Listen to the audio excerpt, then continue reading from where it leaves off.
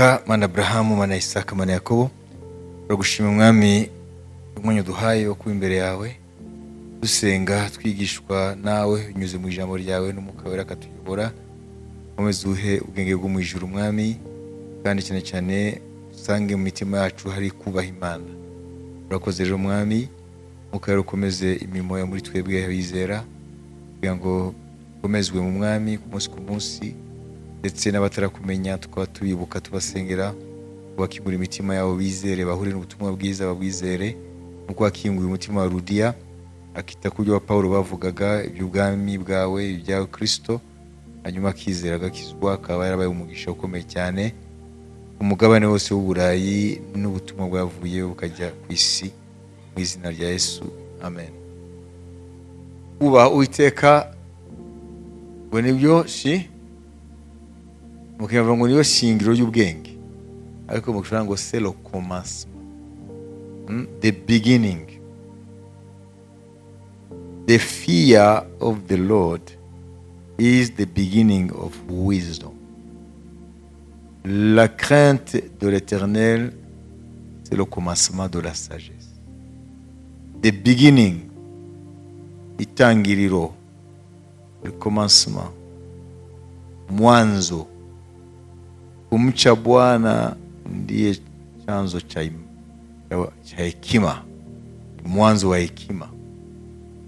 Bavuze ngo kuba Uwiteka iyo tangiriro ry'ubwenge, wakongerezaho ko ari ishingiro ry'ubwenge, le fondement. Kuko ntabwo ushobora kugira ubwenge, amen, bwo mu ijuru budashingiye kukubaha Imana. N'ubundi umuntu atubaha Imana ntumutegemo ubwenge bwo mu ijuru, c'est incompatible, ntibijyana. Bayizi mu gihe cya none turimo, ubwoko bw'Imana buhamagariwe gushaka ubwenge bwo mu ijuru, kandi kubushaka twumvise ngo mbere na mbere urebe ubukene mu mutima wawe bwo bwenge, ubanze wumve ko ubukeneye, uri umukene wabwo.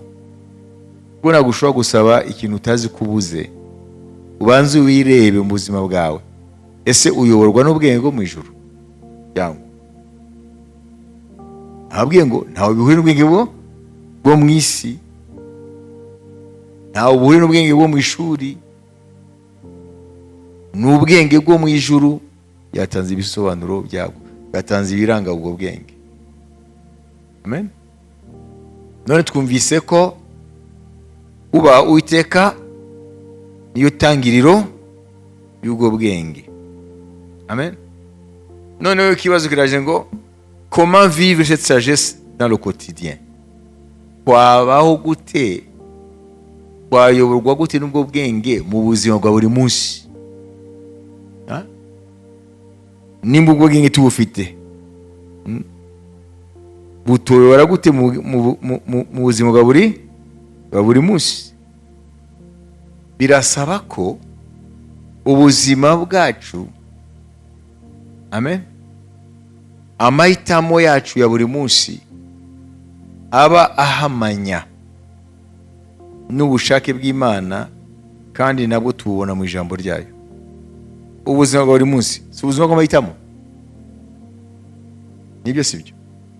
Hari umunsi utambuka utahisemo kuza hano, ni amahitamo.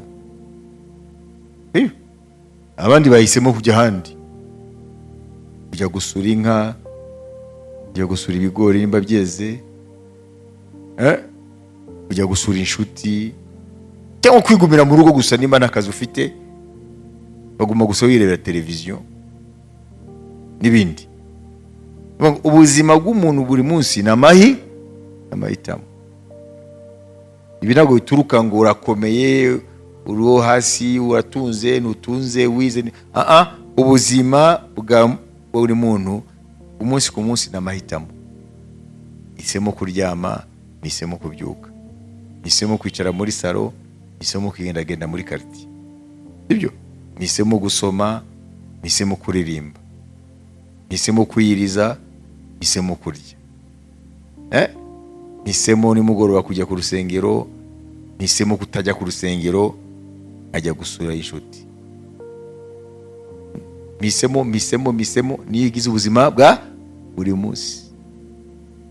Rero iyo ubwenge bw'Imana buri muri twe, dusanga turi oblige, ni ngombwa amahitamo yose yacu asuzumwa n'ubushake bw'Imana, nabwo tubonera mu ijambo reka mbaho urugero ruto cyane ariko ntabwo ari ruto. Mone biravuga ngo que les justes poussent des cris d'allégresse ngo sur leur couche, ngo abakiranutsi ngo barangurure mu mariri yabo bashima Imana. Mwabisomye se? Yana ubu murabisoma? Ngo barangurure mu mariri yabo bashima Imana. Sibyo? None gusengera mu buriri ni byiza cyangwa si byiza? Ushobora gusenga uryamye, ntabwo ari kibi, ntabwo ari bibi. Ariko mu gihe nabifomera gutya, mu bisanzwe dushobora gusenga dupfukamye, dushobora gusenga duhagaze, tusenga tunaryamye. Ariko muri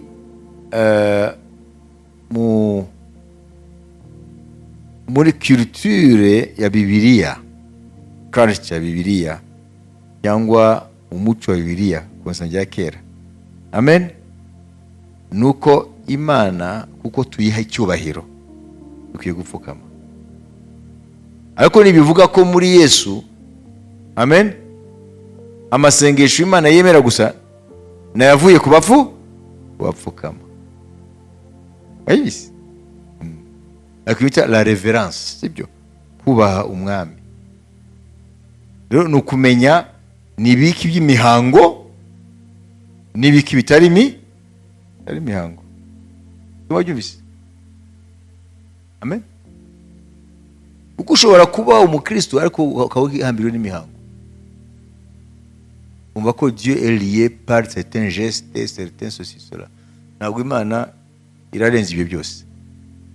Abasenga Imana ubu bakwiye kuyisenga mu mwuka no mu kuri. Donc c'est un culte spirituel. Ariko nube muri bwa bunebwe twumvise. Amuvuga uti noneho nzajya nisengera niryamye gusa. Rero bizaba byiswe ubunebwe. Ariko bitakubuza no gusengera mu buriri, no kuririmbira Imana mu buriri, sibyo?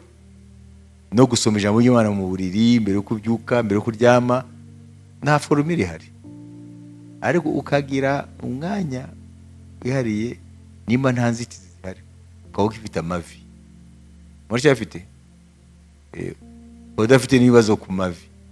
Iyo mfukamye birangora guhaguruka nta muntu umpagurukije. Nimba amavi yawe akora ushobora gupfukama, ni byiza kuko biba byahereye mu mutima. Weretse Imana ko ubashye, ko uri imbere ya rurema. Manishi.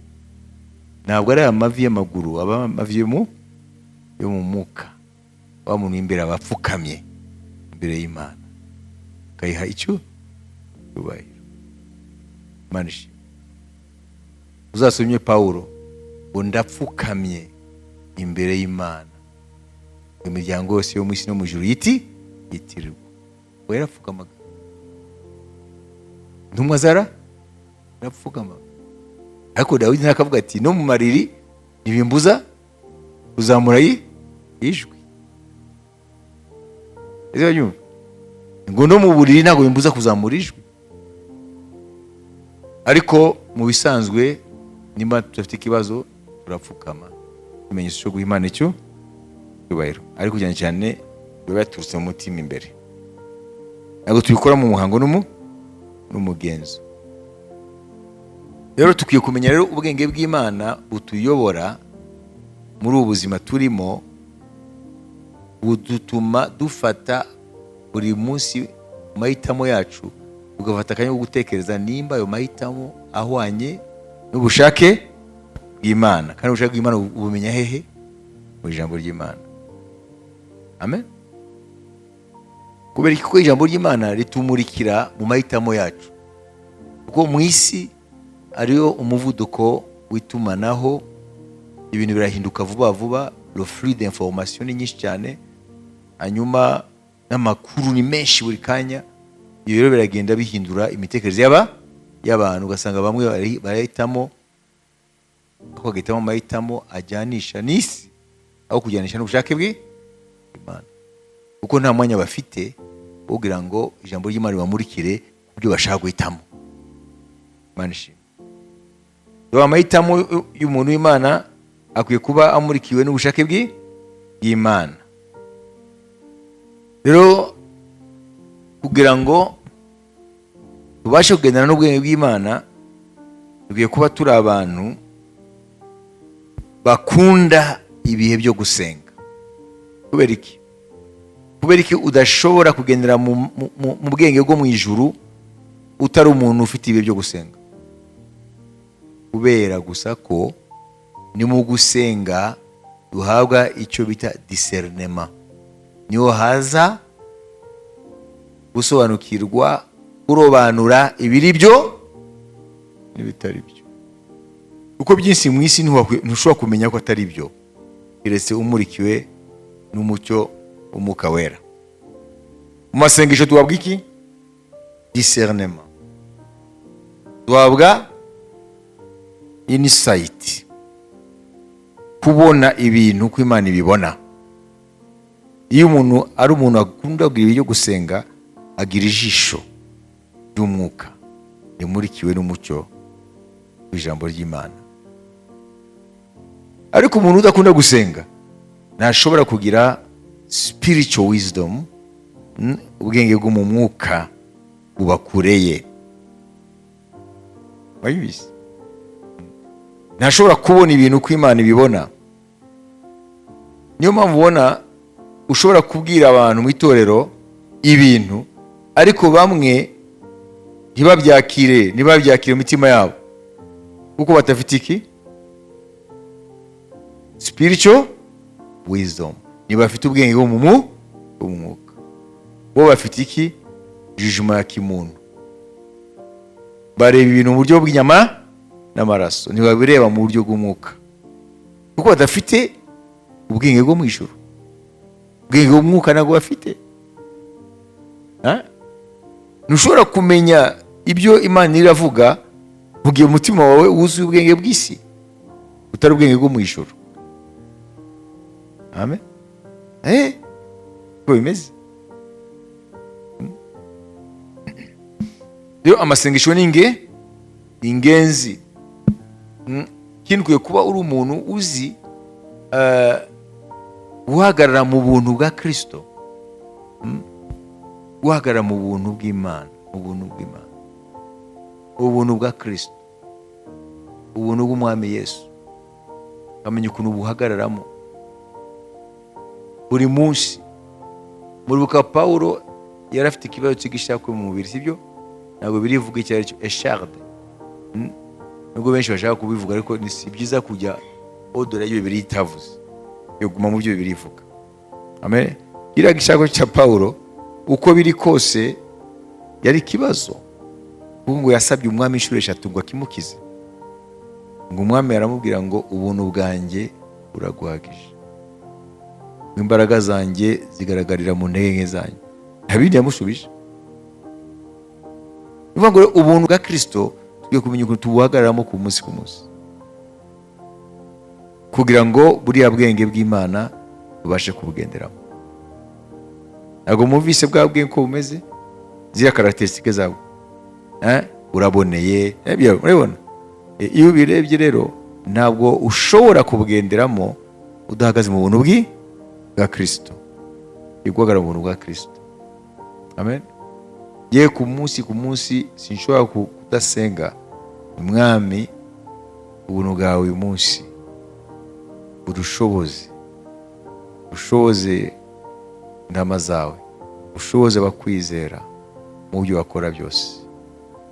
Kuko ndabizi ko nta buntu bwa Kristo yatunanira. Amen. Yatunanira.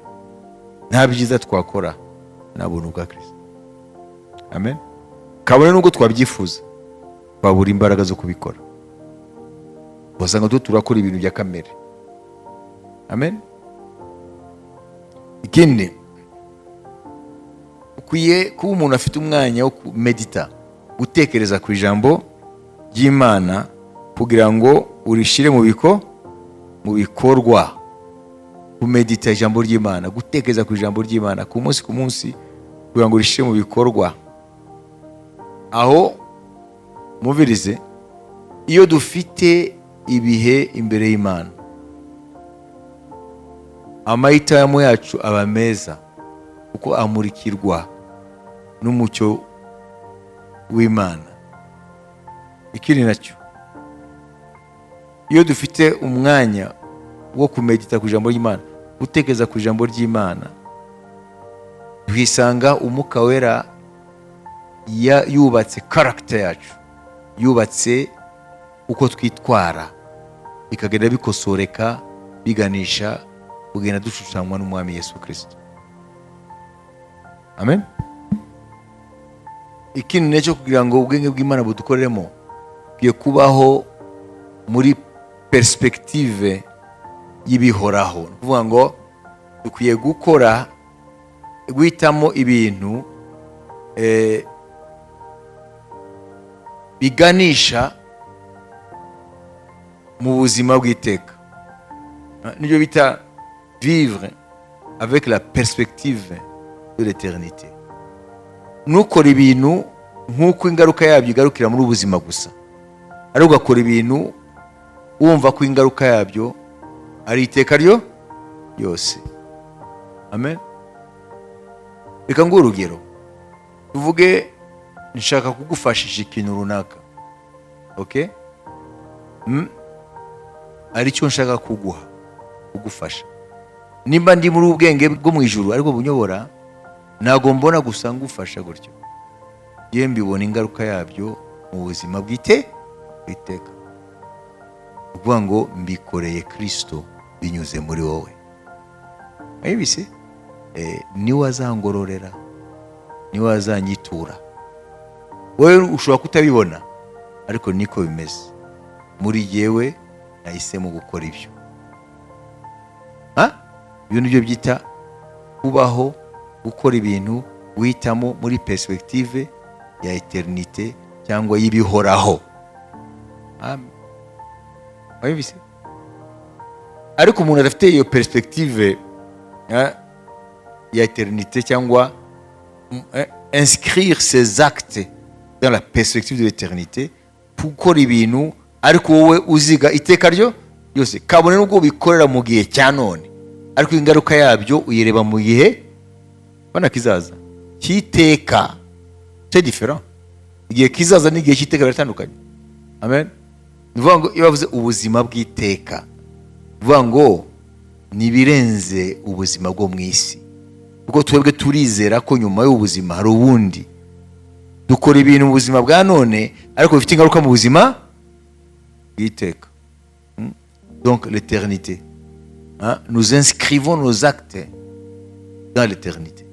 Iyo dukora tubikora kwandikisha mu ijuru cyangwa mu mvugo yumvikana mu bugingo bw'iteka. Tito nawe ari ukuntu yavuze iby'ubwo bwenge bwo mu ijuru. Turi muri Tito ibice 2:11-12. Kuko ubuntu bw'Imana buzanira abantu bose agakiza bwabonetse, butwigisha kureka kubaha Imana n'irari ry'iby'isi, bukatwigisha kujya twirinda dukiranuka, twubaha Imana mu gihe cya none. Amen. Dutegereje ibyiringiro by'umugisha ari byo kuzaboneka k'ubwiza bwa Yesu Kristo, ari we Mana yacu ikomeye n'umukiza, watwitangiriye kugira ngo aducungure mu bugome bwose kandi yuhagirire abantu kugira ngo babe ubwoko bwe bwite bugira ishyaka ry'imirimo myiza. Amen. Amen. Amen. Haleluya. Amen. Ubu bwenge bwo mu ijuru nibwo butubashisha kuba muri ibi Umwuka Wera yavugiye muri Tito. Pawulo yandikira Tito.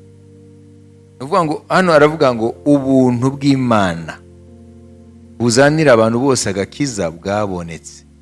Urabizi ko ari Yesu Kristo. Ngo amategeko yazanywe na Mose, ubuntu n'ukuri byazanywe na Yesu Kristo umwami wacu bwarabonetse. Amen. Butwigisha kureka kutubaha Imana n'irari ry'iby'isi. Ngo ubuntu bw'Imana bwarabonetse butwigisha mu isanzwe butwigisha kubaha Imana no kureka irari ry'iby'isi, bukatwigisha kujya twirinda tukiranuka twubaha Imana mu gihe cya none. Ibi rero ntabwo twabibasha. Amen. Kugira ngo ubu buntu bubashe gukora muri twe, hakwiye kuba hariho ubwenge bwo mu ijuru butuyobora. Ubuntu bw'Imana bukorana n'ubwenge bwo mu ijuru. Amen. Ubwenge bwo mu ijuru buraza muri twe, noneho bwa buntu bukatubashisha kugendera muri ubwo bwenge. Kubera iki? Kubera ko ubuntu bwaje mu mitima yacu, kandi imitima ikaba yuzuyemo ukubaha Uwiteka.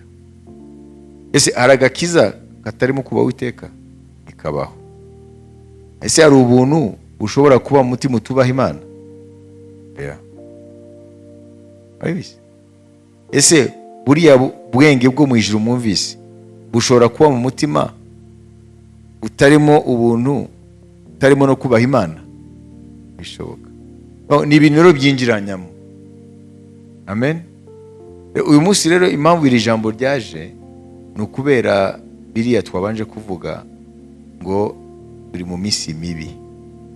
Kuba turi mu minsi mibi rero twebwe abatuye isi, kandi ntabwo ari ibintu urinda kwigisha umuntu, arabona ko isi iri mu bihe bibi. Twebwe rero itorero ry'Imana, twebwe abizeye Umwami Yesu, duhamagariwe kuyibamo mu bwenge bwo mu ijuru. Ko nitutayibamo mu bwenge bwo mu ijuru, tuzagira ikibazo cyo guhuza iby'agakiza n'ubuzima bwacu bwa buri munsi. Bizaba bihabanye. Kuko ubuzima bwa buri munsi buri under pressure y'umutware w'isi, y'imbaraga z'umwijima. Isi ifite imbaraga zayo. Amen. Ntabwo ushobora rero kubaho mu kubaha Imana, mu kutaba mu marari. Amen. Haleluya. Mu gihe isi ari byo bintu igutsindagiramo. Imbaraga rero zanesha isi mu mwijima wayo mu buzima bw'umukristo, nuko abaho muri ubuzima ayoborwa n'ubwenge bwo mu ijuru. Kuko twabonye ko n'isi nayo igira ubwenge bwayo. Amen. Kandi twabonye ko ubwenge rero bukora mu mutima wubaha Imana. Kandi twabonye ko byose biba bivoma he? Mu buntu bwa Kristo. Ushobozwa byose na Kristo mu imbaraga, n'ubuntu bwe budushoboza. Niyo mpamvu yabwiye Pawulo ngo ubuntu bwanjye buraguhagije. Uyu munsi rero dukwiye gusuzuma ubuzima bwacu. Ese tuyoborwa n'ubwenge bw'isi cyangwa tuyoborwa n'ubwenge bwo mu ijuru? Kuko ubwo bwenge mu buryo bubiri burahari kandi burakora. Amen. Wabibise? Hariho la sagesse du monde, ubwenge bw'isi, et la sagesse d'en haut, ubwenge bwo mu ijuru. Abera b'Imana bo mu bihe byose bagendeye mu bwenge bwo mu ijuru. Abera b'Imana bo mu bihe byose bayobowe n'ubwenge bwo mu ijuru. Amen. Ntabwo bigeze bayoborwa n'ubwenge bw'isi. Na niyo mpamvu bashoboye kugaragara ko atari ab'isi. Ubwo isi imenya abayo mu bwenge bwayo, n'Imana imenya abayo mu bwenge bwo mu ijuru. Imana yahabwa icyubahiro. Wabibise? Ariko twabonye ko byose birasabwa. Ngo nimba hari umuntu abuze ubwenge, ariko iyo ugumye gusa muri Yakobo 1:5, ntihandi uyoba ntumenye ubwo bwenge bavuga ubwo ari bwo.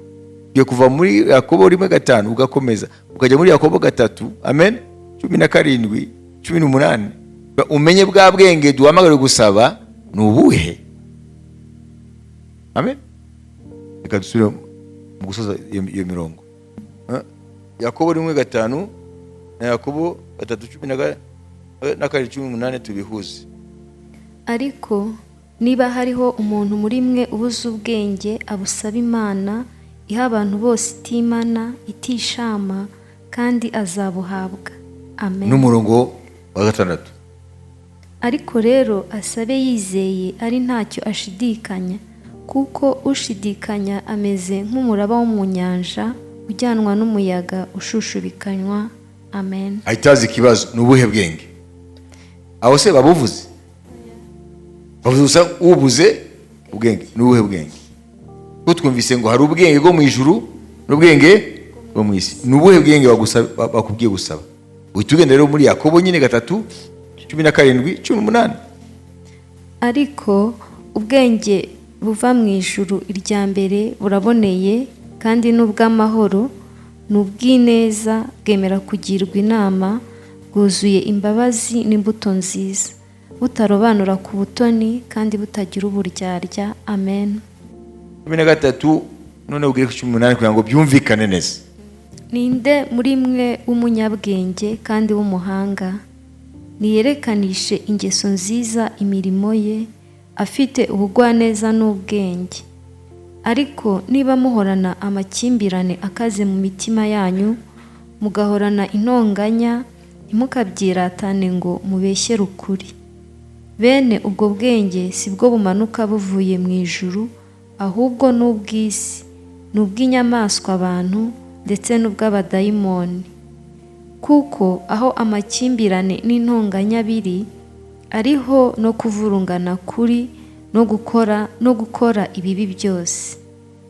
Ariko ubwenge buva mu ijuru irya mbere buraboneye, kandi n'ubw'amahoro, n'ubw'ineza, bwemera kugirwa inama, bwuzuye imbabazi n'imbuto nziza, butarobanura ku butoni, kandi butagira uburyarya. Amen.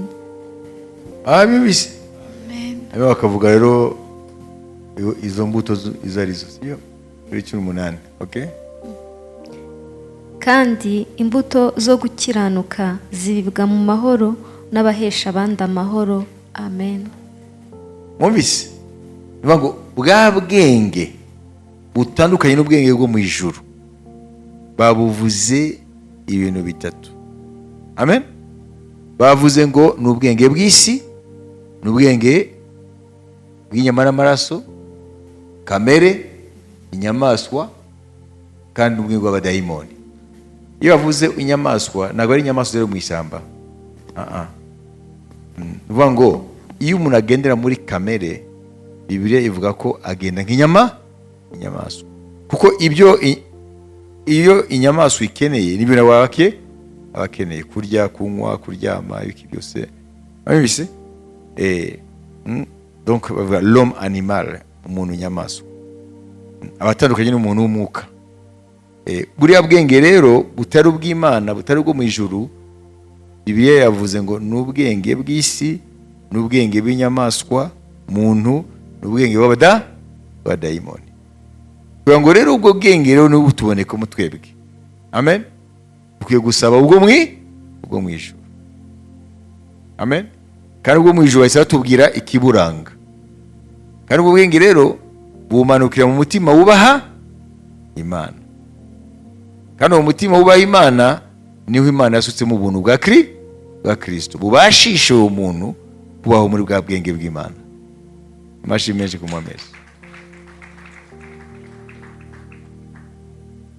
Ubwenge bw'isi ni mubuzi. Iyo umuntu yakubeshya akuvanamo ibyawe, agenda yigamba ngo n'umunya ubyo bwenge. Ese ubwo bwenge ni buzima?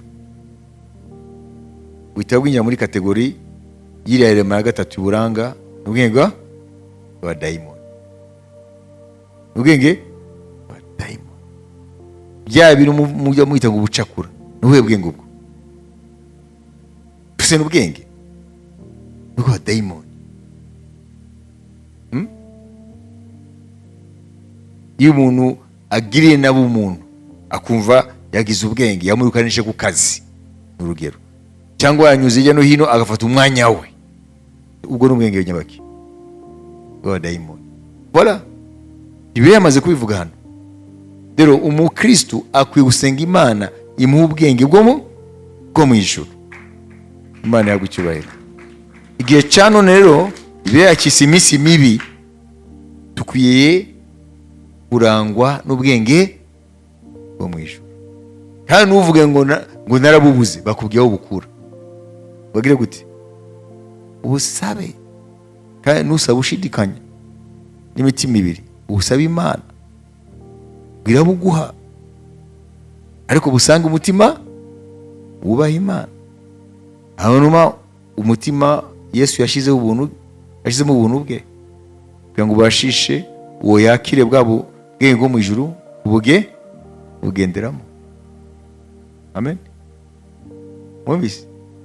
Kandi bukwiye kugaragara mu ngeso zacu za buri munsi, mu mahitamo yacu ya buri munsi. Amen. Ziriya ntambwe zose mwazikurikiye, ubu rero reka rero dusoze dusenga kugira ngo Imana iduhe ubwenge bwo mu ijuru, aba ari bwo butuyobora muri iyi minsi turimo, Bibiliya yise iminsi mibi. Amen. Naho ubundi ntabwo twashobora kunesha iyi si, wasanga natwe twitwa abagenzi bo mu ijuru, ariko tukarangwa n'ubwenge bw'isi mu mikorere yacu, mu mitekerereze yacu, mu migenzereze yacu. Data, turagushima uyu munsi uduhaye kuba imbere yawe. Turasaba Mwami ngo uduhe ubwenge bwo mu ijuru, nk'uko Yakobo yavuze ngo ububuze nabusabe, kandi ngo busabane kwizera udashidikanya. Turi mu minsi mibi koko, ibimenyetso birabigaragaza. Duhe ubwenge Mwami bwo mu ijuru, abe aribwo tuyobora mu buzima buri munsi, ariko busange imitima yacu yuzuyemo kubaha Imana ndetse irimo n'ubuntu bwa Kristo. Ibyo turabyisabiye, dusabiye n'ubwoko bw'Imana bwose, mu izina rya Yesu Kristo. Amen. Amen, amen. Turashimiye n'abakoze umurimo w'Imana, tubashimira Imana amashi menshi. Ahasigaye mukomeze mutekereze kuri aya magambo, sibyo? Kugira ngo nawe ubwawe wisuzume. Iyi ni indorerwamo, uyirebemo wowe ubwawe, ese uyoborwa n'ubuhe bwenge? Ntago rirarenga kuko batubwiye aho tubusaba, ariko kubanza kureba ko ubuke keneye. Umugisha.